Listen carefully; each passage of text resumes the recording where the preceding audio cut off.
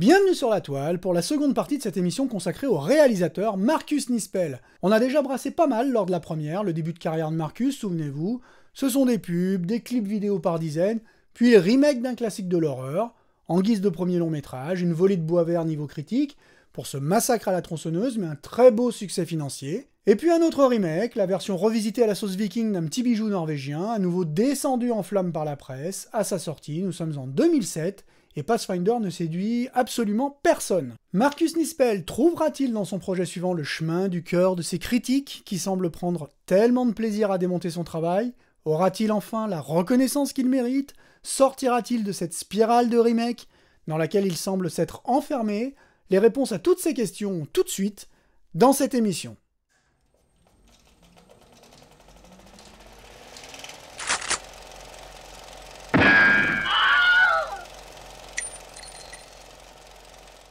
Quand un metteur en scène s'est fait les dents sur deux remakes, qu'il s'est fait esquinter les deux fois de manière quasi unanime par la critique, et que le public n'a pas répondu présent pour sa dernière proposition, que fait-il? S'il s'appelle Marcus Nispel, il enchaîne avec un nouveau remake. Il a de la suite dans les idées, le garçon, et tant qu'à faire, autant se frotter une nouvelle fois à une icône emblématique du cinéma d'horreur, avec un reboot de Vendredi 13. Rien que ça. Ça paraît logique, c'est ce qu'on appelle un bel exemple de persévérance. Alors, je vais passer un peu rapidement sur ce film, que j'aime beaucoup, surtout parce qu'on aura sans doute l'occasion de l'évoquer à nouveau lors d'une prochaine émission consacrée à la saga Vendredi 13. Et oui, j'ai reçu il y a peu ce magnifique, sublime, incroyable, les mots me manquent pour qualifier ce coffret Shot Factory. Bloqué en zone A, avec English en sous-titres only, mais on ne fera jamais mieux en Blu-ray, faut le savoir. Un éditeur français, le travail est tout mâché, scan 4K, tout et tout, vous n'avez plus qu'à sortir la bête, avec des sous-titres français et le doublage d'époque. J'en ai déjà parlé sur le fil Facebook de la chaîne, mais c'est le top, on en reparle très vite. Toujours est-il que Nispel s'attelle avec Vendredi 13 à une nouvelle relecture d'un très grand mythe du cinéma d'horreur. Alors, comment Marcus se retrouve là? Le succès de son massacre à la tronçonneuse n'y est pas pour rien. Le précédent volet de la franchise, Freddy contre Jason, avait tout raflé, mais c'était en 2003, entre-temps, il y a eu pas mal de négociations en coulisses pour acquérir les droits de la franchise entre la Paramount, la New Line devenue une filiale de la Warner, bref, ça traîne. Alors qu'au même moment, l'horreur a le vent en poupe, Massacre a cartonné, et c'est pas passé inaperçu. Le succès du remake de Dawn of the Dead de Snyder non plus. Les films de Rob Zombie, qui à ce moment-là, à l'horreur, ce que Tarantino est au cinéma mainstream, marchent bien. Donc c'était qu'une question de temps avant qu'un remake ne soit sérieusement envisagé. Platinum Dunes, la compagnie de Michael Bay, déjà responsable du remake de Massacre, récupère le bébé. Et bien sûr, Michael va aller chercher Nispel pour réaliser ce nouveau reboot. Au début, on parle au poste de réalisateur de Jonathan Liebesman, le réalisateur de Massacre à la tronçonneuse, le commencement, la préquelle qui a suivi le remake. Vous suivez? Et finalement, la place revient à Marcus Nispel, qui hésite un peu quand même avant d'accepter, et qui, à la réflexion, décide de franchir le pas. Bien que le film se déroule à notre époque, Nispel affirme son intention de respecter le mythe au maximum, et de ne le moderniser en aucune façon. En guise de remake, on évacue la décapitation de Madame Voorhees en intro, et on amalgame les scénarios des 4 premiers volets de la franchise, pour en tirer un Vendredi 13, tout ce qu'il y a de plus classique, avec finalement, c'est vrai, très peu de surprises et de recréations, un acteur de Supernatural au générique, un nouvel interprète pour Jason, bref, rien de nouveau sous le soleil de Crystal Lake, mais bon, un très bon Vendredi 13 quand même, je me souviens de l'avoir découvert à Paris à l'UGC Orient Express, cette salle où on entendait le métro passer à côté dans le temps, les vrais savent, et j'avais été très agréablement surpris. D'ailleurs, j'adore l'intro pré-générique, 25 minutes quand même. Finalement, ce qui pénalise le plus ce projet, c'est son manque d'originalité et son côté peut-être trop respectueux de la saga. On s'adresse aux kids, qui s'en foutent des films précédents, on leur propose un Vendredi 13 très basique, qui resserre la formule sans trop s'éloigner du cahier des charges. Alors, il y a quand même quelques clins d'œil aux fans, comme par exemple le fauteuil roulant ou le pull qui traîne dans l'antre de Jason, qui font référence au personnage paraplégique du chapitre 2, ou au pull que portait Madame Voorhees dans le premier Vendredi 13. Il y a du fan service. Et puis il y a quelques réinventions, comme ces tunnels qui permettent à Jason de surgir un peu partout, et qui apportent un semblant d'explication à sa capacité à apparaître et à disparaître à sa guise. Pas sûr que ce soit très utile. Ce chant de marijuana qui attire les campeurs aussi, une idée de Nispel pour le coup, mais dans l'ensemble, c'est très convenu. Après, la mise en scène de Nispel fait une fois de plus des merveilles.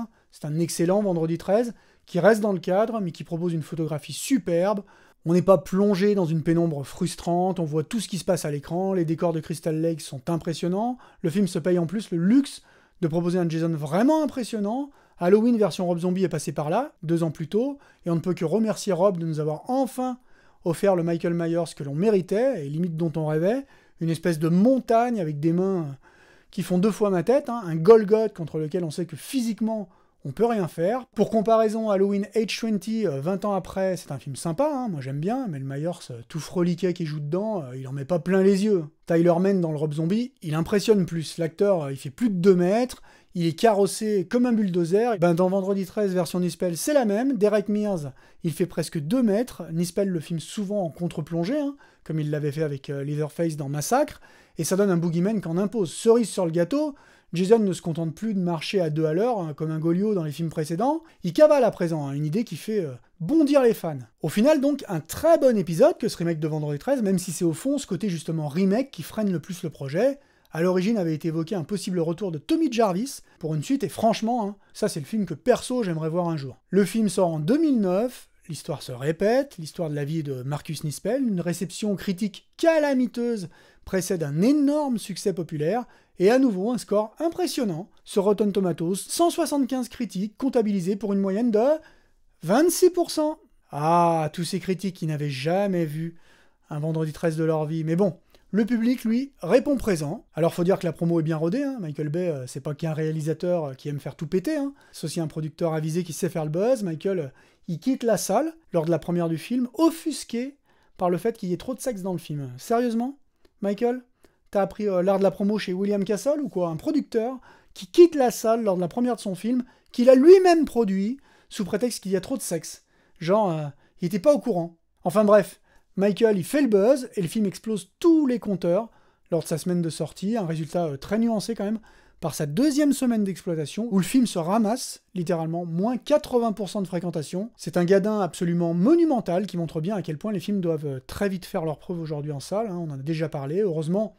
De bonnes recettes au final sur le territoire US et autour du globe permettent de le considérer tout de même comme un gros succès. Ce qui ne sera malheureusement pas le cas du projet suivant de Marcus Nispel, Conan, version Jason Momoa. C'était apparemment un vieux rêve pour lui de réaliser un Conan, on peut tout à fait le comprendre, hein.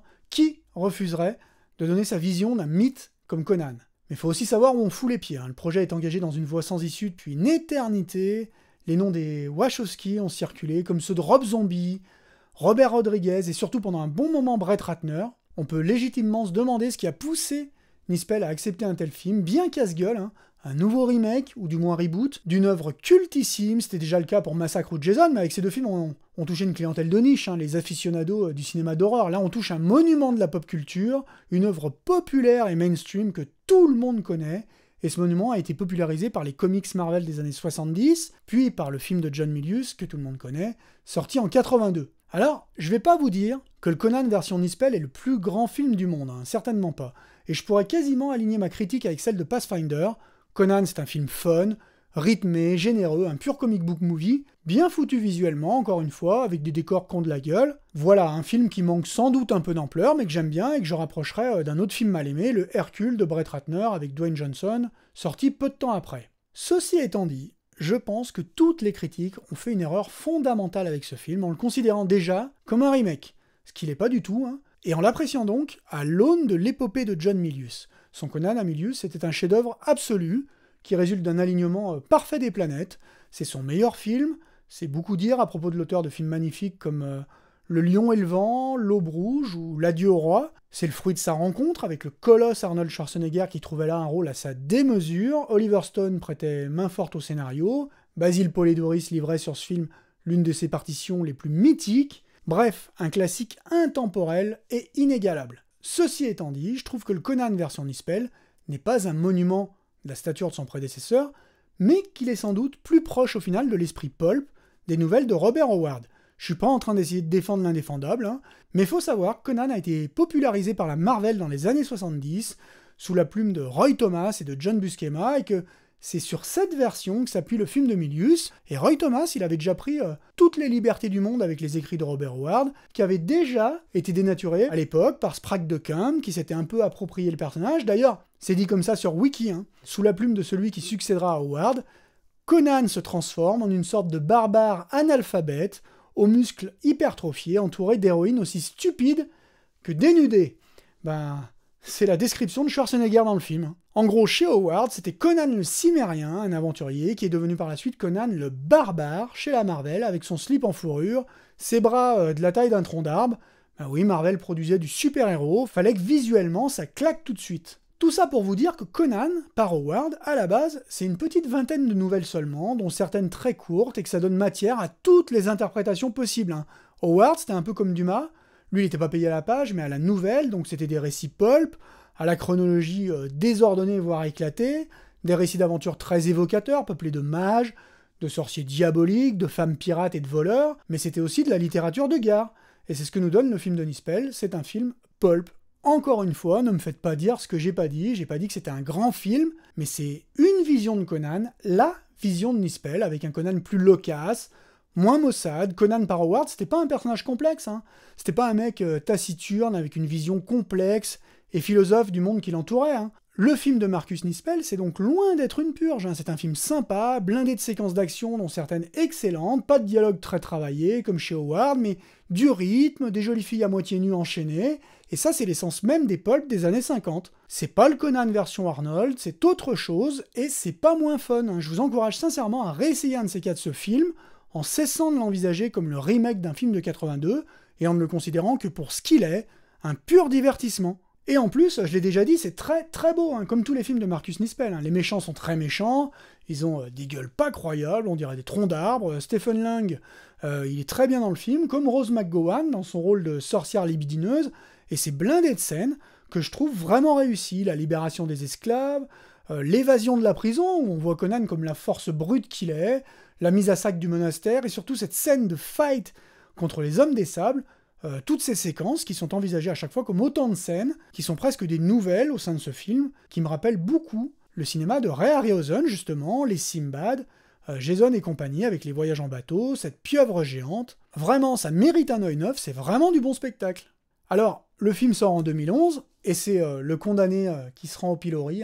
De toute manière, pour toutes les raisons que je viens d'évoquer, le film était parti perdant, la critique le hait, mais pour une fois, le désaveu est également public. Nombre d'amateurs se réjouissaient de voir Nispel prendre la barre d'un projet a priori fait pour lui, mais le film se ramasse, bien évidemment. 25% sur Rotten, une très mauvaise affaire financière, un flop abyssal, à peine 50 millions de dollars récoltés autour du monde pour une mise de départ qui va chercher dans les 90, un échec. Nispel ne se laisse pas démonter, il va enchaîner dans la foulée avec son premier projet original, la comédie horrifique Exeter, sortie en 2015. Chez nous, c'est sorti sous le titre magnifique, Projet 666. Alors, sorti en 2015, mais annoncé dès 2011, sous le titre Backmask, l'histoire, on la doit à Nispel lui-même, pour ce film qui se tournera en 2012, et qui ne sortira que 3 ans plus tard, en toute discrétion.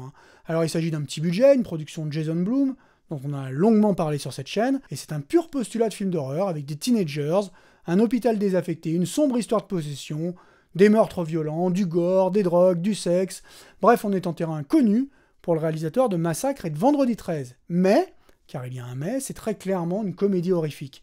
Et Nispel ne s'était jamais vraiment aventuré sur ce terrain-là. Il y avait beaucoup de second degré dans ses réalisations précédentes, mais là on penche vraiment vers des purs moments de comédie, et vous savez sans doute à quel point c'est casse-gueule que de vouloir mixer horreur et comédie.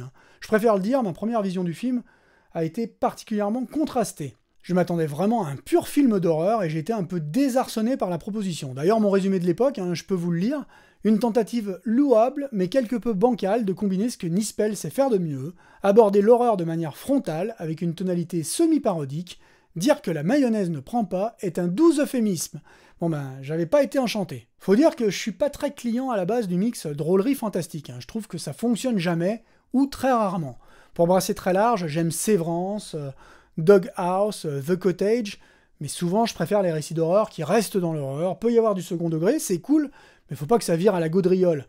J'ai vu il y a pas longtemps le film espagnol Lobos de Argua, c'était bien réputé, mais c'est trop comédie pour moi. Mon extrême, à moi, c'est Shaun of the Dead, qui reste un film de zombies, avec beaucoup d'humour, mais qui respecte le genre. Voilà, Exeter, sur le moment, j'attendais pas ça du tout de Nispel. J'avoue que j'étais un peu surpris, et surtout, on reste dans un univers à la Nispel, donc très glauque, très sanglant, assez gore, avec plein de scènes bien violentes, désamorcées par un humour souvent absurde. L'ouverture du film, c'est clairement du Nispel, les 2 premières minutes avec ce suicide et la présentation de cet hôpital psychiatrique pour enfants, puis Stephen Lang à l'écran, moi je m'attendais déjà à de l'horreur hardcore, et donc semi-déception. Et puis, j'ai lu une interview de Nispel dans une revue dont je vais vous parler dans 2 minutes, qui défendait son film comme il défend chacun de ses films, et je lui ai redonné sa chance, et finalement, j'ai vu ce qu'il avait voulu faire, j'ai cessé de vouloir voir le film que je pensais voir, et j'ai beaucoup plus apprécié à la seconde vision. Alors, encore une fois, Exeter ne trônera pas tout en haut des classiques de l'horreur, mais c'est un film à l'image du cinéma de Marcus Nispel, tourné vers son public, et qui veut lui en donner pour son argent. Et au final, c'est pas si mal Exeter, pour un film que personne, ou presque, n'a vu. C'est un peu comme le film My Soul to Take, un des derniers Craven.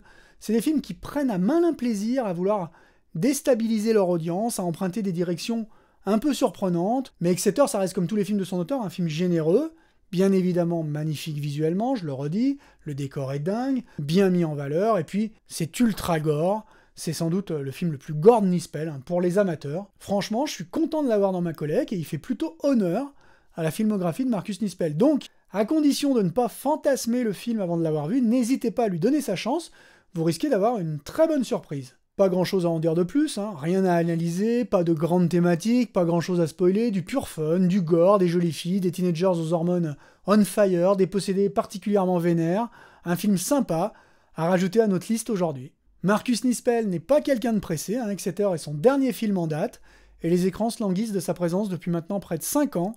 En tout cas, moi je me languis de lui, c'est le genre de réa qui en a vraiment sous le pied, un potentiel de dingue, et je crois sincèrement qu'il peut encore réaliser le grand film qui rencontrera enfin un succès critique et populaire. Après tout, il n'a que 58 ans. Alors est-ce que ce sera le prochain projet du réalisateur? Le prochain projet du metteur en scène Moonchild est censé revisiter l'histoire du Spawn Ranch, rendu tristement célèbre par Charles Manson à la fin des années 60, un décor récemment mis en lumière par Quentin Tarantino dans son dernier film, idéal pour la descente aux enfers promise par le script, à condition que Moonchild finisse par voir le jour, puisque le long-métrage reste désespérément bloqué en pré-prod depuis maintenant presque 2 ans, mais aux dernières nouvelles, c'est toujours dans les cartons. Ce projet signera-t-il le retour en grande forme de Marcus Nispel? Il est permis d'espérer. Lui permettra-t-il enfin de dépasser les 30% sur Rotten Tomatoes? Il est permis d'en douter, tant cette critique généraliste aux œillères très resserrées semble prendre un malin plaisir à éreinter les efforts du metteur en scène. Peu importe, puisqu'il est aussi permis dans le même temps de jeter un œil nouveau sur la filmo de Marcus Nispel et de réévaluer par la même occasion ces films pour ce qu'ils sont, des pellicules sans prétention avec un impressionnant cachet visuel et qui, comme le bon vin, je trouve, vieillissent agréablement avec les années. Voilà, vous pouvez donc vous faire une petite intégrale Nispel à la maison, tout est dispo en DVD, Blu-ray, etc. Ça coûte rien, c'est trouvable dans toutes les boutiques d'occasion de France et de Navarre pour une bouchée de pain. À noter que Seul son Conan est disponible en 4K, une édition anglaise, donc avec français en langue, mais pas en sous-titres, mais l'image est dingue, le son Dolby Atmos démonte tout, et rend justice à ce petit film injustement méprisé. Et n'hésitez pas non plus à balancer votre avis sur sa filmo, sur certains de ses films dans les commentaires. Je vous rappelle que tout ça, c'est que mon humble avis, et que le plus important, c'est le vôtre. Maintenant, si je vous ai donné envie de revoir certains films de Nispel en les réévaluant au passage, j'en serais vraiment heureux. Une précision, j'ai volontairement omis de parler de Frankenstein, un téléfilm réalisé par Marcus Nispel juste après Massacre à la tronçonneuse.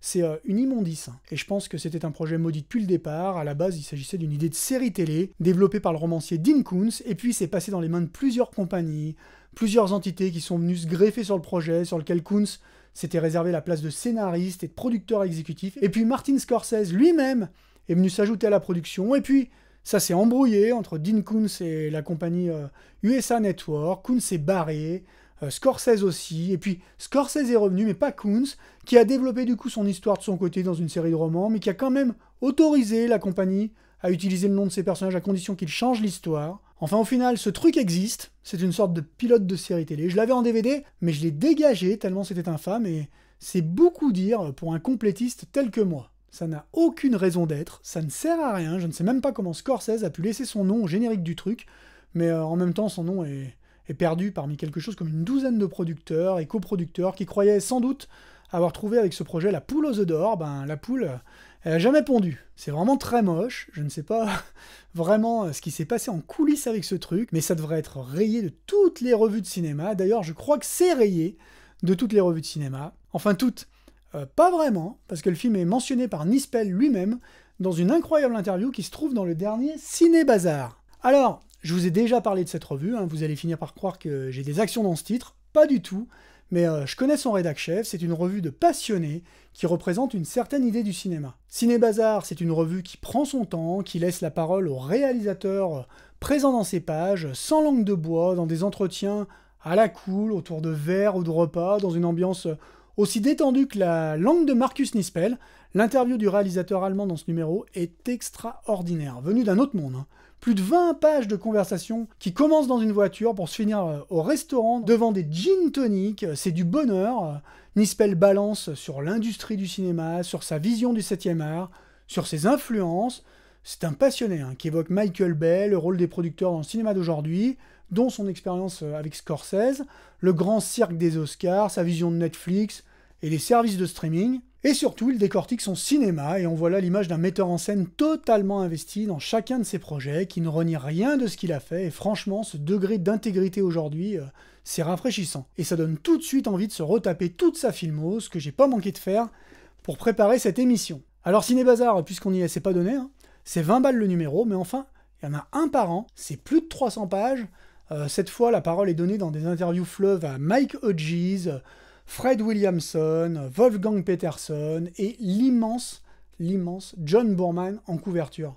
Bref, des gens qui ont façonné le cinéma contemporain, des explorateurs de l'image qui ont tout osé, tout découvert et qui aujourd'hui sont injustement un peu éloignés des plateaux de tournage. Textes impeccables, photos inédites, parfois fournies par les réalisateurs eux-mêmes. Bref, si vous voulez entendre le gospel selon ces metteurs en scène qui n'ont plus rien à prouver, c'est dans Ciné Bazar. Le numéro 8 de cette encyclopédie dirigée par Thomas Rivoy vient de sortir, et c'est chez Rouge Profond, dans toutes les bonnes crèmeries, et par correspondance. Voilà Thomas, si tu veux un jour passer nous parler de ta revue et toutes ces belles rencontres sur cette chaîne, tu es plus que bienvenu. Et c'est donc tout pour aujourd'hui, j'espère que cette émission un peu spéciale vous aura plu, qu'elle vous aura donné envie de bouffer de la péloche. Un grand merci aux abonnés, à tous ceux qui laissent en toute sympathie des commentaires, des petits pouces. Vous êtes les meilleurs, les soirées tournent court en ce moment, c'est toujours l'occasion de se mater des petits films à la maison. Alors profitez de votre temps libre, éclatez-vous, faites des découvertes, et moi je vous dis à la prochaine, sur cette même chaîne. Ciao!